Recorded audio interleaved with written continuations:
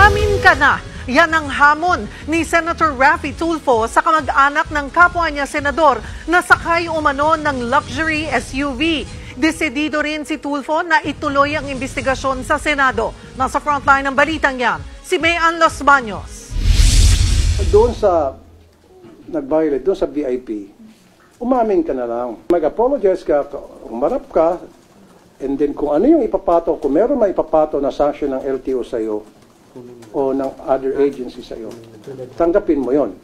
Yan ang panawagan ni Senator Raffy Tulfo sa VIP na sakay umano ng luxury SUV na dumaan sa EDSA busway noong linggo.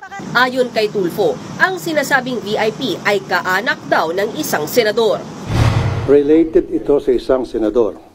Pero hindi yung senador ang sakay ng SUV na yan. Nang tanungin naman kung ang VIP na tinutukoy niya ay sina William at Kenneth Gatchalian na tatay at kapatid ni Senator Sherwin Gatchalian, sinabi ni Tulfo na tugma nga yan sa impormasyong nakuha niya. Di umano, board members ang mga ito ng kumpanyang Orient Pacific Corporation. Sa impormasyon ding hawak ni Tulfo, sinundo lang daw ng driver ang kanyang amo na galing Japan at lumapag sa NAIA noong linggo ng gabi. Dumaan sila sa Skyway pero pagdating sa Guadalupe, doon na sila dumaan sa busway. Si driver, sumusunod lang sa utos ni VIP. Bakit natin palagi iniipit yung malilit na tao? Dilis lang itong si driver, ang pating, yung nasa likod.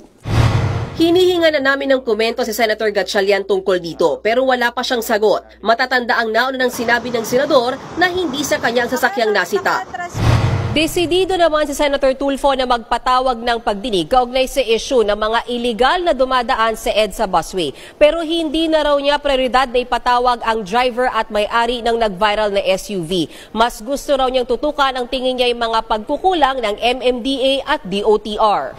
Dagdag pa ni Tulfo, malaki ang pagkukulang ng MMDA kaya patuloy na may nakakalusot sa EDSA busway kahit bawat. Noong Abril, umamin si Senate President Jesus Codero na siya ang may-ari ng 7 protocol plate na nahuli rin sa EDSA busway.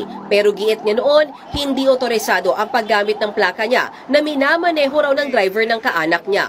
Si Senator Bong Revilla naman, napagbintangang dumaan sa EDSA busway. Pinagalitan niya pa noon si dating MMDA Task Force Special Operations Unit Chief Bong Nibriha dahil dito.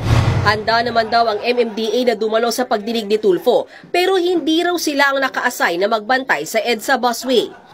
Na-turnover na po namin kasi ang bus carousel completely sa DOTR side. Sisilipin din daw ni Tulfo ang sistema ng paglalabas ng protocol plates dahil tila naaabuso na raw ito. Gusto rin niyang itaas sa 50,000 pesos ang multa sa mga lalabag sa pagdaan sa busway. Nagbabalita mula sa Frontline, Mayan Los Baños, News 5.